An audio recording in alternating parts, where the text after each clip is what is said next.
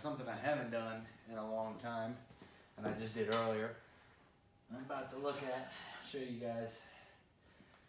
Don't know how well you can see it, but that oil looks terrible. And smells like gas. So what we're probably gonna do, I wanted to see if I could start it one more time before I went ahead on a teardown, but I think the goal is now just gonna be start getting this thing out of here, torn down, figure out what's going on with it.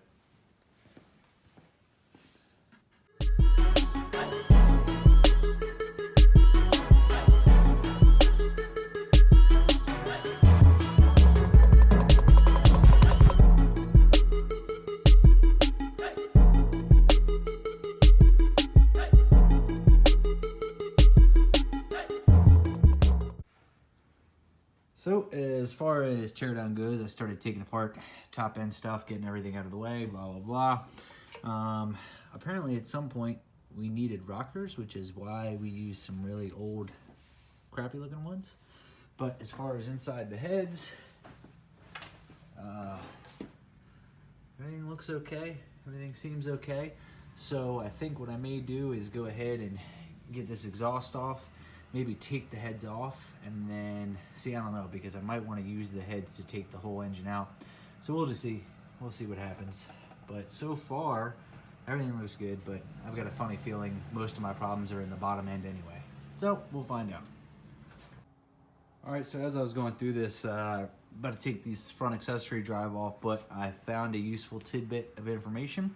So as you guys can see, alternator, no power steering pump, no AC condenser, truck water pump. If you guys want to use this setup, that's how it's laid out there. And there's a part number for you, a couple part numbers. So you guys can kind of take a look at that setup. If it's something you're trying to do, save yourselves the headache. Bam, I've got you the part number right there for the right size belt. Now back to more teardown. So here we have it. Heads are off the motor, and I will tell you that besides the fact that it's been washing and, you know, dumping fuel into the oil, probably because it's not firing correctly, which I've also tracked down part of that problem. So on the driver's side head, I knew about this problem, but I forgot about it, and I don't know that I'm gonna be able to get a good angle to actually get it on video. I don't know if you can see in there, but somehow in the mix and the madness of throwing this car together as fast as humanly possible, one of the spark plug holes, the threads have been stripped up. So the spark plug wasn't in there correctly, which is probably part of the reason it was firing poorly. The other part of the reason, as you can see here, none of my spark plug wires were worth a damn. I've been battling this with these Chinese eBay up and forward headers, finding a good place to run the spark plug wires and, you know, extensions and this, that, and the other, blah, blah, blah. Never really been too happy with it. Now I'm kind of at a torn point where I'm torn between yanking this motor out, checking the bottom end, if I even care about it, and the bearings and blah, blah, blah, which I really don't care about it. But the whole point of this was I needed to get the motor and trans out and everything out, so that way I could get all my stuff out so I could sell the car and work on the next project, whatever that may be. Oh, and I'm upset too, because which one was it? One of these was a little jacked up, this one here. And I'm upset mostly because these are my factory decap injectors that I sent over to Eric, the Sloppy Mechanics guy. Should be familiar with him. He's the one that does a lot of the decaps for all the sloppy guys.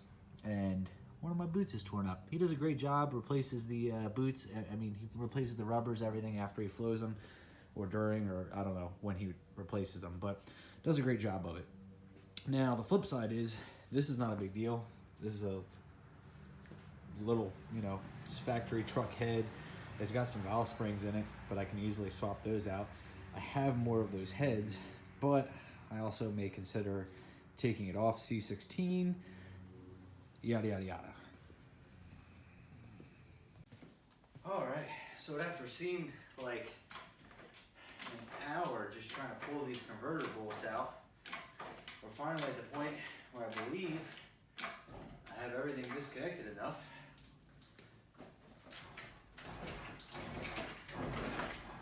To yank this motor out, but we're gonna find out.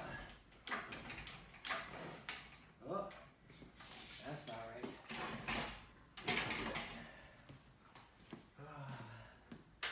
Let's see. I think I just need to get some separation between the bell housing and the motor itself. Well, we broke it free. Sometimes they just get jammed up being stuck to the trans that long. And let's see. Well, this is probably going to take 2 hands, so I'm going to have to set the camera up, finish it off. Adjustments and everything else and yada yada. I should be able to get this damn thing out. At least that's what I'm hoping for.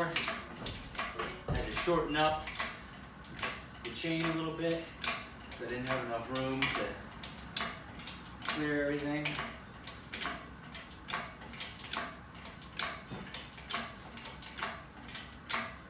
But bam, that's, my friends, in a nutshell,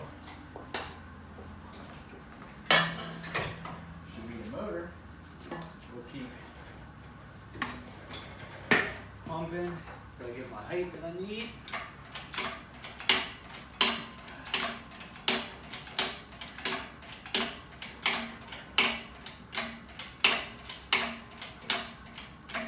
I will say this. Oh, snap. Knocked my hood latch down. I've taken out motors a bunch of times with people, with help, and I've taken out motors by myself. For the most part, usually seems like doing it by yourself, at least for me, ends up a little better. The reason being is because when you're going to other folks,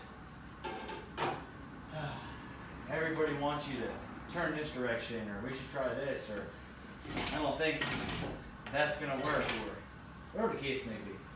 But when you go by yourself, it's all you. So whichever way you want to turn that thing, the way you turn it. And usually that ends up better because you don't have a bunch of people working against each other, and they don't realize it because everybody's just trying to be helpful.